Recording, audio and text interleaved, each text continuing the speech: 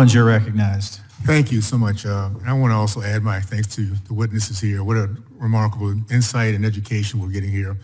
And I'm excited about being part of this committee, part of this team, and adding some innovation and collaboration and the entrepreneurial spirit that Utah has to this conversation.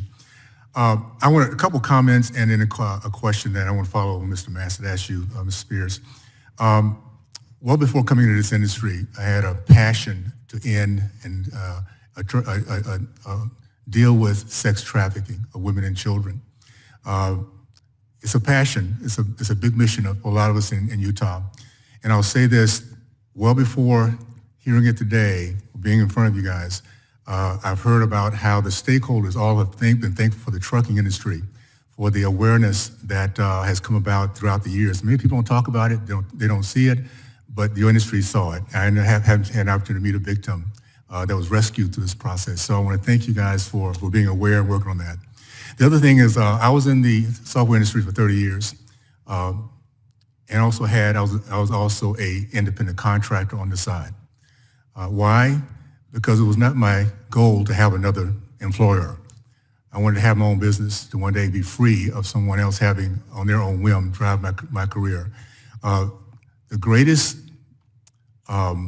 sector in our country is the middle class, and that's powered by business owners. So let's never forget that. And anytime we take this option away from business owners, we're going to hurt our culture, our future, and the idea to dream past somebody else's whims. So I just want to make that point. Mr. Mass was asking about the workforce supply chain. And obviously we talked about 18 to 21. Is there anything else that Congress can do or not do? As we understand, we have to mitigate the fact that we're graying out in all these industries. Some kind of way we have to bring these young people in, knowing there's income to be made, and they can pursue their dream at a much lower cost, getting into the process.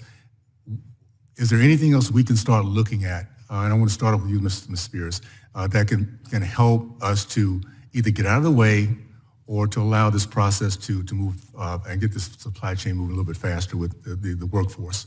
Well, I think it starts with training.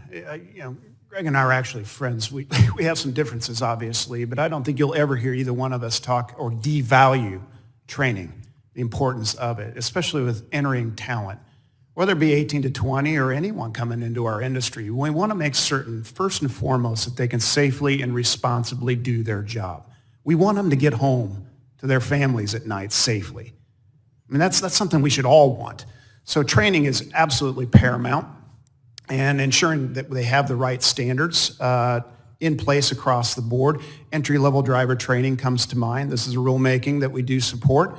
I think exemptions for certain folks to not comply with that based on what segments of our industry they're in create inconsistencies in that. I think we all need training. And, I go through it myself at work. We're aware of a lot of things in our work environment that are reoccurring every year.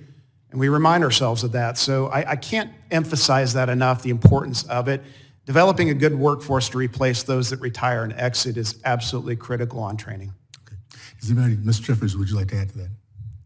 Absolutely. The training piece is critical. We're immensely proud of our workforce who does a remarkable job moving America's freight day in and day out, doing it safely. And these are strong middle-class jobs. We have 12 unions on our properties.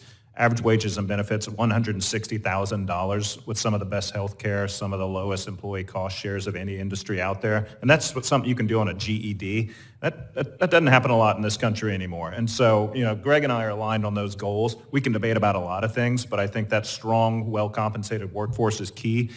Chris mentioned the drug testing issue earlier. That's something that affects our industry equally as much.